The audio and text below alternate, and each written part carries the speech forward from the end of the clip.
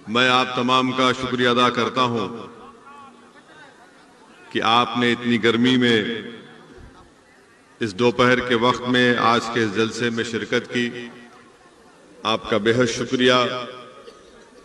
और मैं आपको ये बात बताने के लिए भी आया हूं कि इंशाअल्लाह ताला मजलिस इत्तेहादुल मुस्लिमीन बंगाल की सरजमीन से अपने सियासी सफर का आगाज कर रही है और हमको यकीन है कि इंशाअल्लाह ताला आप तमाम की दुआएं, आप तमाम का साथ रहेगा।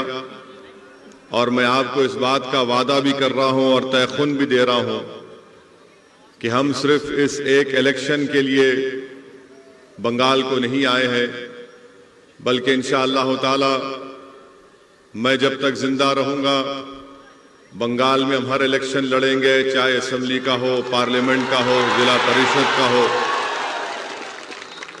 और मेरे इस दुनिया से चले जाने के बाद भी मुझसे ज्यादा काबिल और बेलोस लोग आकर भी बंगाल में मजलिस इत्तेहादुल मुस्लिमीन के काम को जारी और सारी रखेंगे इंशाअल्लाह। तीसरी अहम बात मैं आपको बताना चाहूंगा कि इस आने वाले असेंबली इलेक्शन में इंशाअल्लाह ताला जलंगी और सागरदगी से मजलिस इत्तेहादुल मुस्लिमीन का उम्मीदवार इस इलेक्शन में लड़ेगा इंशाअल्लाह ताला। और दूसरे मुकामात, दूसरे असेंबली कॉन्स्टिट्यूंसीज के ताल्लुक से इंशाअल्लाह 1-2 दिन के अंदर हम लोग फैसला करके बताएंगे। मगर आप मुतमईन रहिए कि बंगाल की सरजमीन पर जो कोई भी इलेक्शन होगा, MIM पार्टी अपना हरा झंडा लेकर इलेक्शन में जरूर लड़ेगी इंशाअल्लाह ताला। मैं हमारे तमाम बंगाल के मेरे मजलिस इत्तेहादुल मुस्लिमीन के तमाम साथियों को, मेंबर्स को उनका शुक्रिया अदा करता हूं कि बड़ी मुसीबत और मुश्किलात का उनको सामना करना पड़ा। कई मर्तबा उनको झूठे मुकदमों में जेल में डाल दिया गया, 2-2 महीने, 3-3 महीने उनको जेल में रहना पड़ा।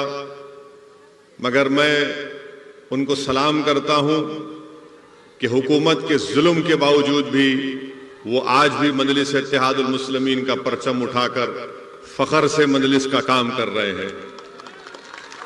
मैं साथ ही साथ बंगाल की इस TMC हुकूमत को बताना चाहूंगा कि आपने मजलिस के मेंबर्स के ऊपर जुल्म किया, झूठे केसेस डाले, उनको 2-2 महीने, 3-3 महीने जेल में रखा।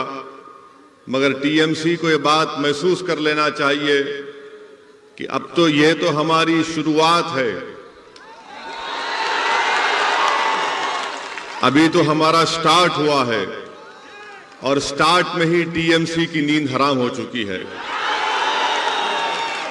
इंशाअल्लाह ताला यकीनन हमको और आपको मिलकर मेहनत करना है, जुस्तजू करना है और हमको हालात से नाउम्मीद नहीं होना है। मैं साथ ही साथ आपको ये भी बताना चाहूंगा कि मैं जब यहां पर आ रहा था तो मुझे कई लोग फोन के जरिए, ईमेल के जरिए ये बोले कि असदुद्दीन ओवैसी आप मत जाइए, आपके जाने से हालात खराब हो जाएंगे, आप क्यों जाना चाहती हैं, आप मत जाइए। एक बहुत बड़े बिजनेसमैन हैं, उनका कारोबार ऑस्ट्रेलिया में भी है। वो दिल्ली में मेरे से मुलाकात करके बोले कि आप क्या चाहते हैं। मैंने कहा क्या मतलब है आपका, आप क्या चाहते हैं। बोले नहीं, आप इलेक्शन मत लड़िए और बात कर लीजिए। मैंने कहा कि देखिए भाई, अल्लाह का दिया मेरे पास बहुत है, मुझे किसी चीज की जरूरत नहीं है, मगर आप जो नीयत लेकर यहां पर आए हैं, आप वो अल्फाज अपनी जबान से अदा मत करिए। बहुत से लोगों ने बहुत कुछ बातें कही, और मेरे आने से पहले ही मुख्यमंत्री ममता बनर्जी ने कह दिया कि ओवैसी एक्सट्रीमिस्ट है। कल मुझे हमारे महबूब आलम वीडियो दिखा रहे थे कि मुख्यमंत्री ममता बनर्जी ने कहा कि असदुद्दीन ओवैसी गद्दार है, गद्दार का साथ मत दो, ये वोट काटने आए हैं, इनको पैसे मिले हैं। मैं बंगाल के मुख्यमंत्री से यह कहना चाहूंगा कि आप जो कुछ कहना चाहते कह लो मेरे को, मुझे इसका कोई फर्क पड़ने वाला नहीं है। हम मुख्यमंत्री साहिबा को यह बताना चाहेंगे कि ममता बनर्जी मेरी इज्जत और जिल्लत का देने वाला अल्लाह है, आप नहीं दे सकते मुझे। आप जो कुछ बोलना चाहते बोलो आप, मैं सुनने तैयार हूं। मगर एक बात आपको याद रखना पड़ेगा कि शायद आपको अपनी जिंदगी में असदुद्दीन ओवैसी जैसे अपोजिशन लीडर का मुकाबला नहीं हुआ होगा अभी तक। हम लड़ेंगे, ये हमारा जमहूरी हक है, डेमोक्रेटिक राइट है, और हम आगे बढ़ेंगे इंशाअल्लाह ताला। दूसरी बात यह है कि कोई यहां पर कहते कि लेफ्ट और कांग्रेस वाले बोलते हैं क्यों असदुद्दीन ओवैसी आ रहे। टीएमसी, कांग्रेस, बाम और बीजेपी, ये चारों मेरे बारे में एक बात जरूर कहते हैं, ये चारों एक बात पे मुत्तफिक हैं। कांग्रेस भी वही बात, लेफ्ट भी वही बात कि आप यहां पर क्यों आकर वोट को काटते हैं। मैं पूछना चाहता हूं टीएमसी के लोगों से, कांग्रेस और बाम के लेफ्ट के लोगों से, क्या बंगाल का वोटर आपका गुलाम है कि आपकी बात को सुनेगा? बंगाल का वोटर जिसको चाहे वोट देगा, मुझे देगा या नहीं देगा। मगर आप कब से बोलना शुरू कर दिए कि नहीं आओ।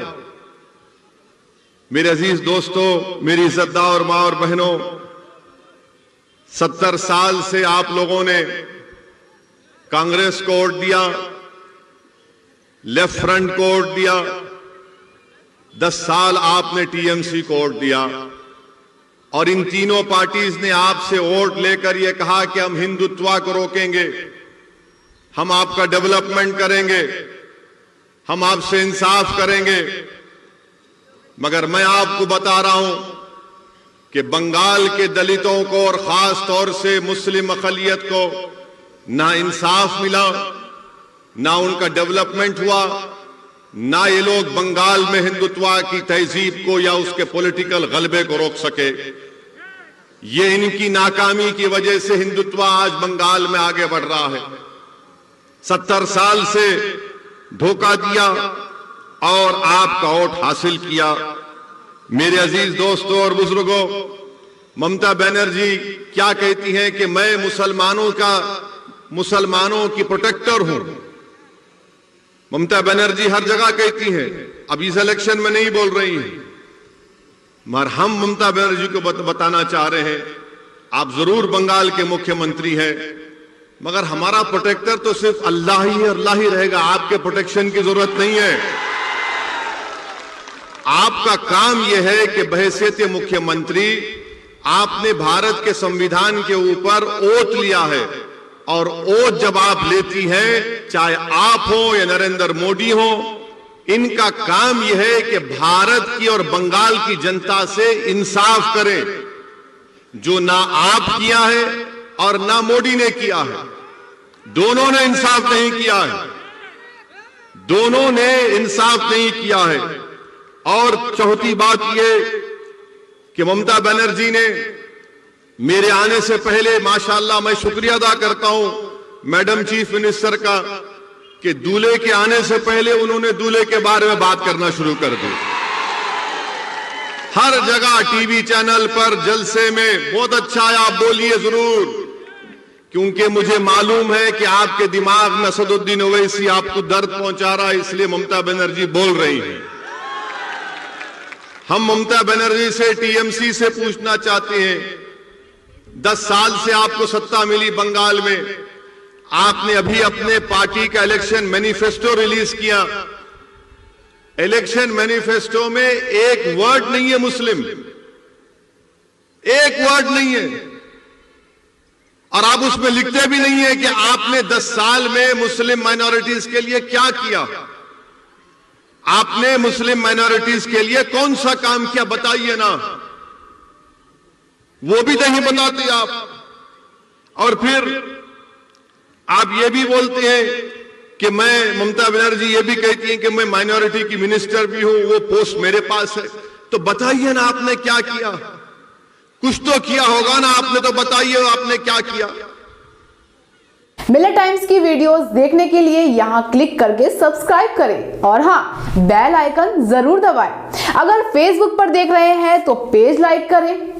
ताजा तरीन खबरों और मज़ामीन के लिए विजिट करें हमारी वेबसाइट www.millettimes.com। हमारी ये वेबसाइट उर्दू, हिंदी, इंग्लिश तीनों लैंग्वेज में मौजूद है।